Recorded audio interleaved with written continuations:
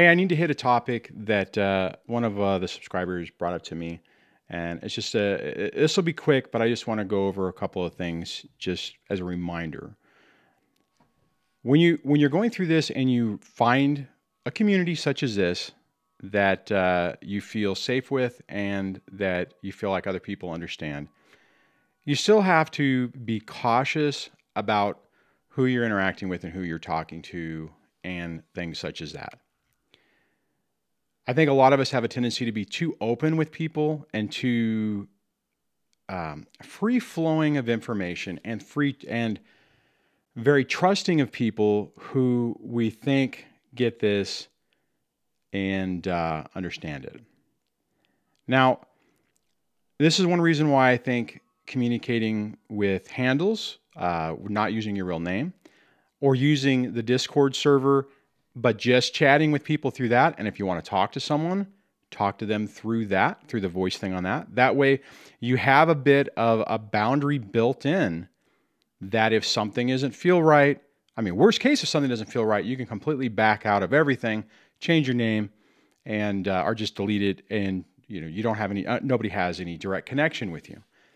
Now this gets a little more problematic if you take that next step and you start interacting with people, you start talking to people in real life that you've met online. That doesn't mean that there's not good people there, but I would just caution you to really take some extended amount of time to vet anybody that you're going to allow into your real world. I've had a couple of people come up to me over the last few months who've indicated that there have been a couple of issues and that they've had problems. Now, some of it is with finding people online. Others is just finding people in real life that you think you trust, you open up to, you bare your soul to, you give them all the information so that they completely understand you. Keep in mind, guys, narcissistic personality types, that's one of the things they do, right? They watch everything. They learn your vulnerabilities so that later, if they need to use them or whenever the relationship starts to shift, they can push those buttons to try to trigger those vulnerabilities or to leverage those vulnerabilities to be able to manipulate you and continue or to change the emotional abuse. Here's the thing, and this is two parts. One, you have to have good boundaries, right? If something doesn't feel right, something doesn't smell right, something doesn't look right, believe your gut and act on that. The second thing is there's absolutely no reason or nothing wrong with saying no. Now, with a toxic personality type, we all know that the best way to test somebody is by saying no, by putting up a boundary. And if they freak out and they attack you or they they try to shame you or anything like that, that's a pretty good indication that you have a problem. This rolls into the second thing that I want to hit on this, and that is, if somebody disagrees with you, it doesn't mean that they're a narcissist. There's this thought, especially within this community, that as soon as someone is not on the same page with you, boom, they're a narc, they're toxic, they're borderline, they're this, they're that. I have a problem with that. And that's one reason why I've started using more just toxic personality type or narcissist, that type of thing, or toxic divorce, is because people have a tendency to throw those terms around so much to where they mean nothing, and it lowers the credibility of everything we're talking about. Because if anytime something goes wrong, 1 week people are best friends, and the next week, well, that person's a narc, and the other person's saying that person's a narc, or they're a borderline, or they're this, or they're that. It undermines this entire thing. Bottom line is, we're focusing on fixing ourselves. We're focusing on growing ourselves. If we can help other people along the way or develop new relationships, that's great.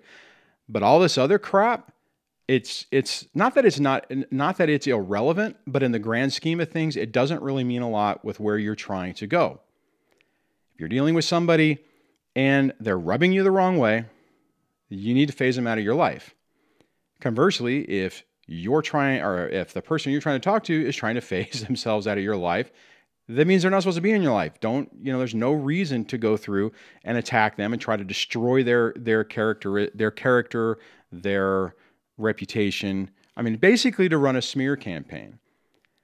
That's one of the things, and I'm gonna wrap this up in a minute, but that's one of the weird things about this entire process, or this entire experience, is it can go both ways.